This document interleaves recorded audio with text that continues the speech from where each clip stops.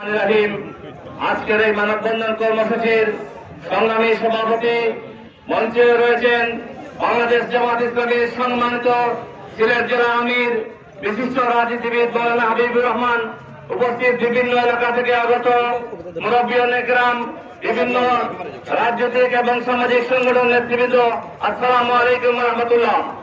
আপনারা ইতিমধ্যে জেনেছেন আজকের এই দাবি গণদাবিতে পরিণত হয়েছে। আমরা আজকে ঘোষণা করতে চাই মেনে না নেওয়া হয় আমরা কঠিন থেকে কঠিন কর্মসূচি ঘোষণা করব। এই পয়েন্টে আমরা গণ অবস্থান কর্মসূচি ঘোষণা করব, যে অবস্থান থেকে আমরা দাবি আদায় করে ফিরব ইনশাআল্লাহ।